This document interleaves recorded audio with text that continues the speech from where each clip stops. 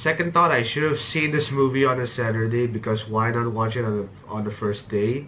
And this movie was supposed to be released in the US on the night of my birthday, but since Dreamworks gave me an early release, well, thank you for the early gift. Like we used to do.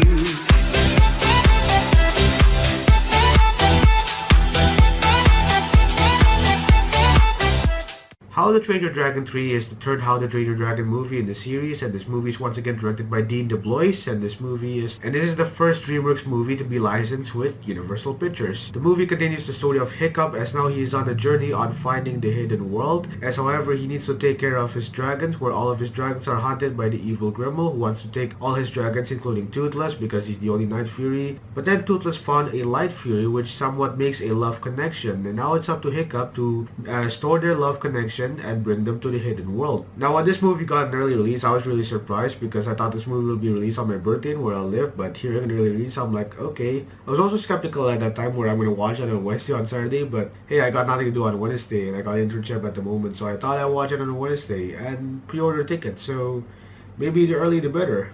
I also had to spend my time watching the first and the second How to Train Your Dragon because I remember when I was young, 9 years ago, I was 8 at the time when the first movie came out and I really loved the movie. When the sequel came out, I also loved the movie so much, but then I started thinking, if they're gonna make a sequel, how long do I have to wait and how long do I have to age? I was 8 when the first movie came out and I was 12 when the second movie came out, and now I'm somewhat almost 17 when the third movie came out, and I still enjoy the series. This movie is however somewhat adapted from a book which I never get to read, so if you get to read the book, well, that's probably good for you because I remember my brother tried to get the book for the book celebration and the book ran out because many people from the same school I am are after the same book that he was after. And so finally he also got the book. He got the first book. There are like 7 books in the collection. This has like 3 movies.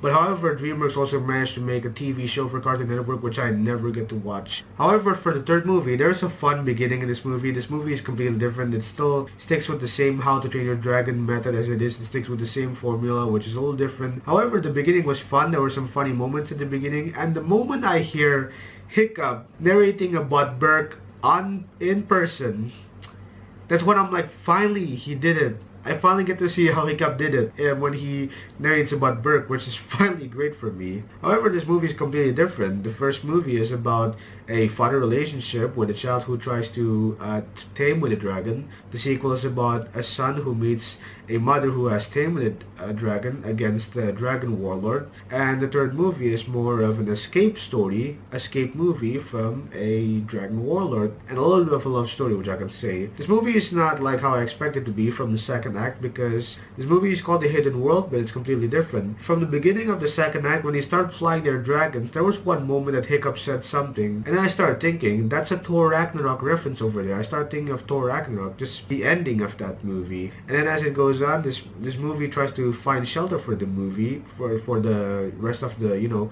the villagers of Burke as they're trying to escape from Grimmel. And somewhat the movie lacks a little bit in terms of how they're going to address the storyline, but it's still at the same time enjoyable, which I'm going to address my thoughts later on. So from the second to the third act, there was one time in the third act when the villain was going to rise. The villain is somewhat annoyed with one of the twins, if you know what I'm talking about, and decides to set her free, and the villain then follows her along to where the people of Burke are at and then attacks them for the third act, for the final battle. And start thinking, how is she stupid about not knowing that he set her free?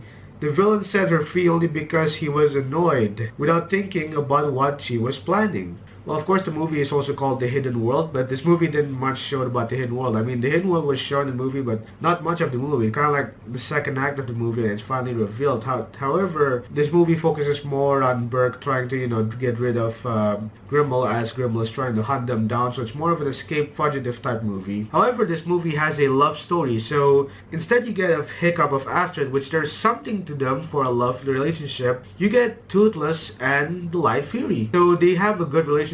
There's a funny scene where Hiccup is trying to impress the Light Fury, and I thought it was funny as well, but there was a great happy moment in this movie. This love story, second and third act had some happy moments in this movie, and then back into the battle scenes, which is somewhat with this movie. And for the characters, the characters are still the same people. You still got Hiccup and Astrid, you still got all the people of Burke, and the problem with this movie is that the characters from the second film who are new, they don't seem to have enough storyline or enough dialogue with this movie, which somewhat lacks for them. But however, the characters from all the third movies, from all three movies, they're still there, and there are some improvements for them that they added to this movie. And the villain Grimmel, he's also a menacing villain. He's not the same as Drago Bloodfist from the second film, but he is somehow menacing. And about his dragons is somewhat the most, I just want to say holy heck when I see his dragons.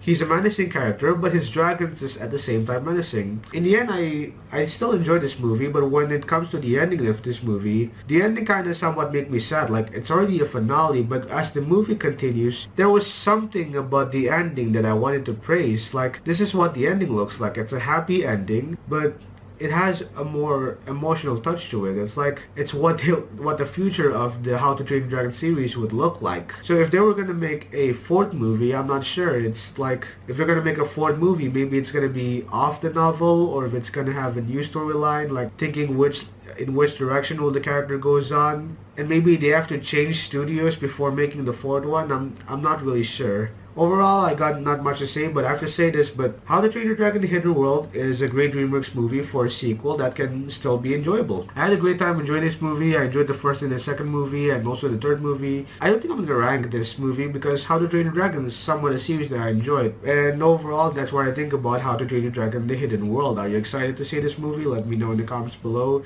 If you've seen this movie, tell me what you think about it. And guys, I think this might be the end of the line for me for watching a movie on Wednesday, because after I got back watching this movie, my aunt somewhat suspends me for, watching a movie on my own. Next week, I'm going to be late for movie reviews such as Glass, The Kid Who Would Be King, the Lego Movie, the second part, Alita Battle Angel for an early release, and that's because I got internship to do, so I'm not sure what other videos I might do. There's also a video about a cinema that I want to talk about, but I'm not gonna get that in the works soon. But yeah, that was my review on How to Train Your Dragon The Hidden World. Here's the outro.